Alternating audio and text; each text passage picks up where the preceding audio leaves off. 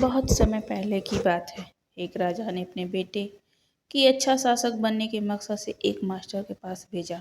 Master ने कुछ दिन अपने साथ रखने के बाद युवराज को 1 साल के लिए जंगल में अकेले रहने के लिए भेज दिया। जब युवराज लौटे तो मास्टर ने पूछा, तुमने जंगल में क्या सुना?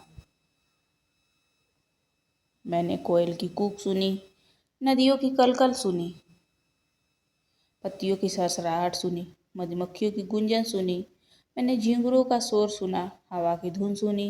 युवराज अपना अनुभव सुनाता चला गया। जब युवराज ने अपनी बात पूरी कर ली तब मास्टर बोले, अच्छा है, अब तुम एक बार फिर जंगल जाओ और जब तक तुम्हें कुछ नई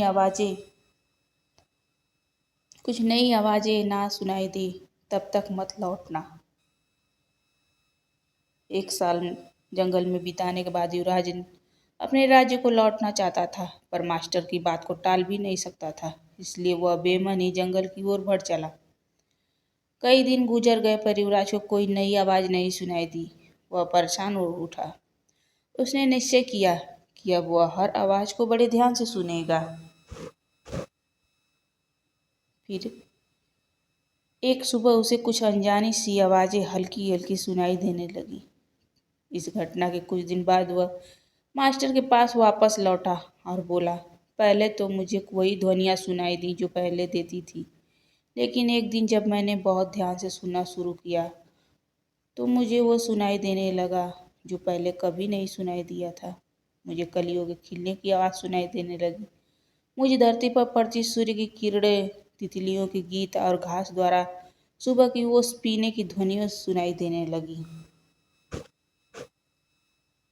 यह सुनकर मास्टर खुश हो गए और बोले, अनसुने को सुनने की क्षमता होना एक अच्छे राजा की निशानी है, क्योंकि जब कोई शासक अपने लोगों के दिल की बात सुनना सीख लेता है तो बिना उसके बोले उसकी भावनाओं को समझ लेता है। जो दर्द बयान न किया गया उसे समझ लेता है, अपने लोगों की अनकही शिकायतों को सुन लेता है।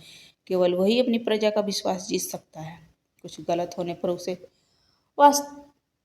उससे समझ सकता है, अपने नागरिक को आवश्यकता को पूरी कर सकता है। अगर हमें अपनी फील्ड का लीडर बनना है तो हमें भी वो सुनना सीखना चाहिए जो नहीं कहा गया है, यानी हमें उस युवराज की तरह बिल्कुल अलर्ट होकर अपना काम करना चाहिए। अपने साथ काम करने वालों की ज़रूरतों और भावनाओं का ख्याल रखना चाहिए, तभी हम खुद को एक ट्रू लीडर की तरह स्थापित कर सकेंगे।